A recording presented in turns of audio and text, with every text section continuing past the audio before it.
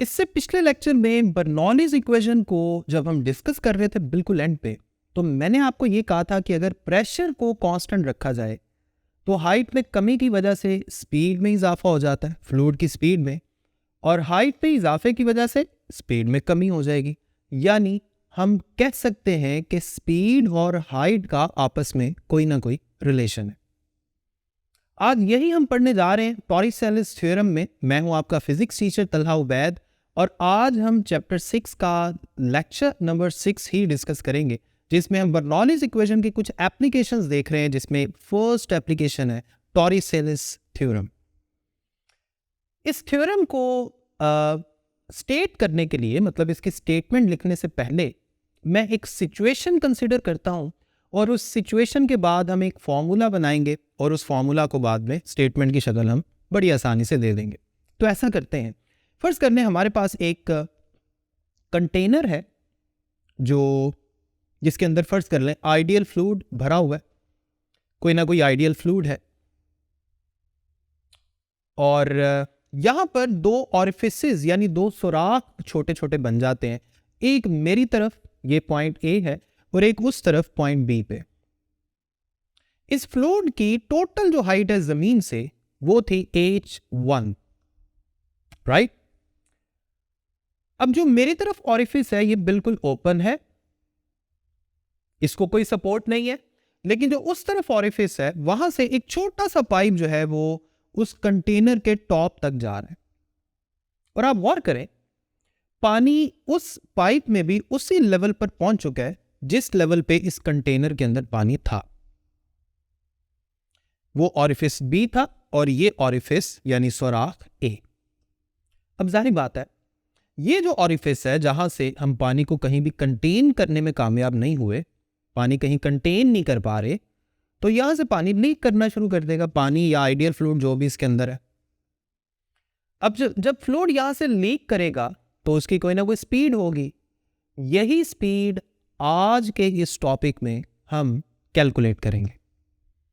अब फर्स्ट कर लें, वो जो टॉप मोस्ट पॉइंट है वहां जो कुछ भी हम उस पॉइंट के बारे में कहेंगे उसे 1 कहेंगे, यानी उसे उसके सबस्क्रिप्ट में 1 लिखेंगे। जैसे वहां से पानी के नीचे आने की जो थोड़ी बहुत स्पीड है उसे v1 कहेंगे। यहां से जो फ्लूइड निकल रहा है, आइडियल फ्लूइड फर्स्ट कर लें, मैं बार बार पानी यूज करता जा रहा हूं। यहां से जो फ्लूइड निकल रहा है फर्स्ट कर लें, उसकी स्पीड v2 है, और इस ऑरिफिस की जमीन से जो हाइट है वो h2 है, और जो फ्लूइड वहां से ऊपर जाएगा उसकी जो स्पीड है वहां से बाहर निकलने की फर्स्ट कर लें वो v3 है। लेकिन हमारा जो कंसर्न है वो इस लीकेज की तरफ है, क्योंकि यहां से ये फ्लूइड जाया हो रहा है। तो हम ये चाह रहे हैं कि हम इस v2 की वैल्यू कैलकुलेट करें। ये जो इतनी तेजी से पानी या आइडियल फ्लूइड यहां से बाहर आ रहा है, इतनी बारीक से सुराख से इतनी तेजी से आ रहा है, इसे एफ्लक्स भी कहते हैं। पानी का किसी होल के अंदर से बाहर निकलना या फ्लूइड का किसी होल के अंदर से बाहर निकलना। तो बेसिकली हमने स्पीड ऑफ एफ्लक्स कैलकुलेट करना है। तो यहां पर हम बर्नौलीज इक्वेशन को डिराइव करेंगे, लेकिन उससे पहले मैं एक छोटी सी चीज कंसीडर करवा दूं आपको, वो ये कि अगर मैं पॉइंट 1 और यानी ऊपर वाला टॉप मोस्ट पॉइंट जहां स्पीड v1 है और ये वाला पॉइंट जो मेरी तरफ a है जहां स्पीड v2 है, इन दोनों को कंपेयर करूं तो एरिया ऑफ क्रॉस सेक्शन कहां का ज्यादा है। जारी बात है, कंटेनर का जो टॉप है उसका एरिया ऑफ क्रॉस सेक्शन तो बहुत ज्यादा है, और इस ऑरिफिस बेचारे का मुन्ना सा एरिया ऑफ क्रॉस सेक्शन है। तो इक्वेशन ऑफ कॉन्टिन्यूटी के मुताबिक हम कह सकते हैं कि यहां का एरिया ऑफ क्रॉस सेक्शन चूंकि कम है तो फिर यहां की स्पीड बहुत ज्यादा होगी। ऊपर का एरिया ऑफ क्रॉस सेक्शन ज्यादा है तो ऊपर से फ्लूइड के नीचे की तरफ आने की स्पीड काफी कम होगी। यानी हम कह सकते हैं कि v1 is very very less than v2। इसी तरह v3 के मुकाबले में भी v1 काफी कम होगी। तो v1 इतनी कम है कि इसे हम निगलेक्ट कर लेंगे या इग्नोर कर देंगे। ये सारा कुछ सामने मैं आपको लिख के भी दिखा रहा हूं। तो v1 तो जनाब इग्नोर हमने कर देना है। अब ऐसा करते हैं, टॉप मोस्ट पॉइंट और इस पॉइंट a, ये जो ऑरिफिस है, इनको कंपेयर करते हैं बर्नौलीज इक्वेशन को यूज करते हुए। जो टॉप मोस्ट पॉइंट के लिए वैल्यूज है उसके लिए प्रेशर के लिए मैं P1 लिखूंगा, वेलोसिटी के लिए v1 लिखूंगा, उसकी हाइट क्या है h1, इसी तरह जो ऑरिफिस है इसकी हाइट h2 है, यहाँ स्पीड v2 है, यहाँ प्रेशर p2 है। तो इन तीनों टर्म्स को, बर्नौलीज इक्वेशन की तीनों टर्म्स को हमने सामने लिख दिया। P1 plus half rho v1 square plus rho g h1 is equal to P2 plus half rho v2 का स्क्वायर प्लस रो जी h2। अब यहां पर चूंकि ऊपर वाला सरफेस और ये जो ऑरिफिस है ये दोनों ओपन है, एक्सपोज्ड है, मतलब हवा की तरफ एक्सपोज्ड है, यानी ऊपर भी प्रेशर एटमॉस्फेरिक प्रेशर लग रहा है और यहाँ ऑरिफिस से बाहर भी जो एटमॉस्फेरिक प्रेशर ही लग रहा है। इसका मतलब है P1 और P2 दोनों सेम है और ये दोनों एटमॉस्फेरिक प्रेशर के इक्वल हैं। तो हम कह सकते हैं कि लेफ्ट हैंड साइड पे P1 और राइट हैंड साइड पे P2, ये दोनों चूंकि एटमॉस्फेरिक प्रेशर है तो दोनों कैंसिल हो जाएंगे, दोनों प्रेशर सेम है। इसी तरह V1 को भी हमने पहले ही निगलेक्ट कर दिया था, तो लेफ्ट हैंड साइड पे जो हाफ रो V1 स्क्वायर वाली टर्म है इसमें V1 की जगह 0 पुट करेंगे तो ये वाली टर्म भी खत्म हो गई। अब लेफ्ट हैंड साइड पे हमारे पास एक टर्म बच गई है rho g h1 is equal to, right hand side पे दो टर्म्स है, हाफ रो v2 का स्क्वायर प्लस रो जी h2। ये जो रो जी h2 वाली टर्म है इसे दूसरी तरफ ले जाए, वहां जाकर ये नेगेटिव हो गई, वहां से रो जी को कॉमन कर लिया, रो जी को कॉमन किया तो ब्रैकेट के अंदर h1 माइनस h2 बच गया। इसी तरह रो रो से कैंसिल हो गया, दोनों तरफ रो कैंसिल हो गए।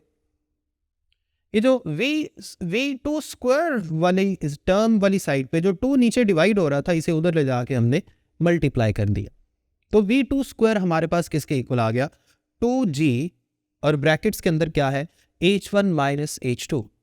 अब जरा गौर करें, h1 माइनस h2 है क्या। h1 थी टोटल हाइट, h2 ऑरिफिस की हाइट थी। अगर मैं h1 में से h2 को माइनस करूं तो h1 माइनस h2 कौन सी हाइट आ जाती है, ऑरिफिस से लेके उस फ्लूइड के टॉप लेवल तक की हाइट, राइट, यानी ऑरिफिस से ऊपर की हाइट, या दूसरे अल्फाज में फ्लूइड के टॉप लेवल से लेकर ऑरिफिस तक का फासला, यह है h1 माइनस h2। अब ऐसा करते हैं, दोनों तरफ स्क्वायर रूट कर लेते हैं, v2 आपके पास किसके इक्वल आ जाएगा, 2g h1 माइनस h2 सारे का स्क्वायर रूट। आप जरा अपने माइंड को थोड़ा सा रिवाइंड करें, थोड़ा सा पीछे जाएं, चैप्टर 4 में हमने एक टॉपिक पढ़ा था inter conversion of kinetic and potential energy.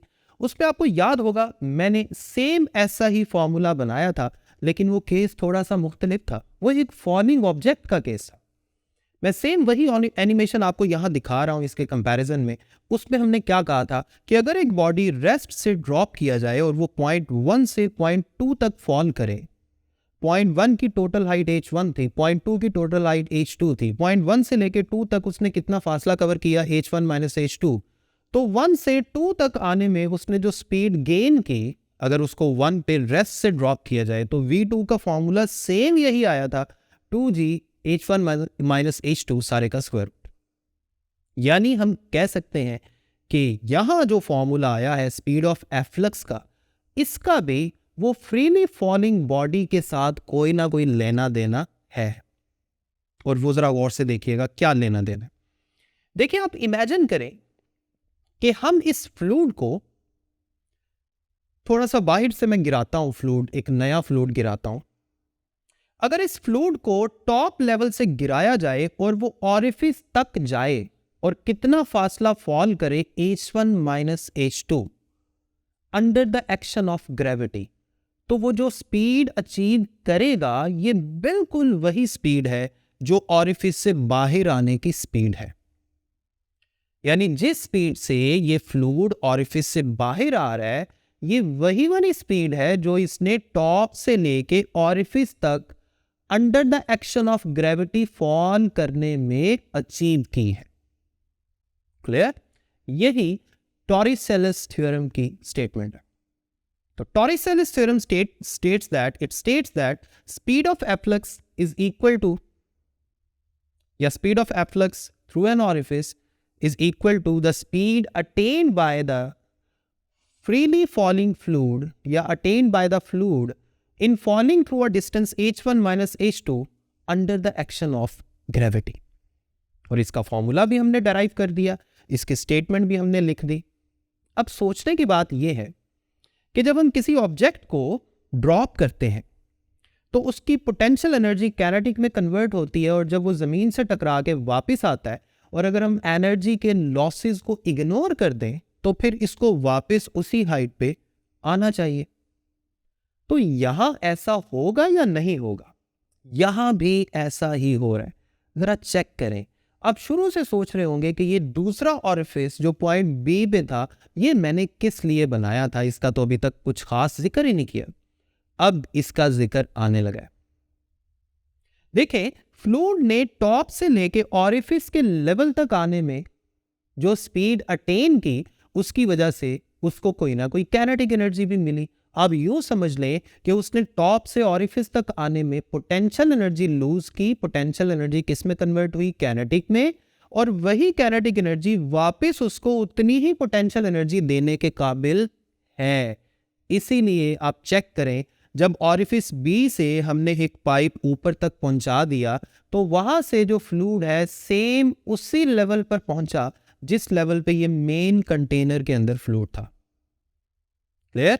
यानी यहां से पोटेंशियल एनर्जी मिली, वो काइनेटिक में कन्वर्ट हुई, ऑरिफिस के अंदर से होके फ्लूइड दोबारा उतनी ही पोटेंशियल एनर्जी गेन करके उसी लेवल पर आ गया। इसी मेथड से आपने नोट किया होगा कि जो अमूमन मिस्त्री वगैरह के लोग हैं, ये जो घर बनाने वाले होते हैं, ये आपकी पानी के सीवरेज का लेवल वगैरह चेक कर रहे होते हैं पाइप की मदद से। एक साइड पे पाइप उनके हाथ में होता है, एक साइड पे उनके किसी साथी के हाथ में होता है, और वो लेवल चेक कर रहे होते हैं सेम इसी मेथड से, क्योंकि हम जानते हैं कि पानी अपने लेवल को मेंटेन रखता है। और उसकी एक रीज़न आपको यहाँ समझ आ गई। नेक्स्ट लेक्चर तक अपना ख्याल रखें, मुझे अपनी दुआ में याद रखें। अल्लाह हाफिज़।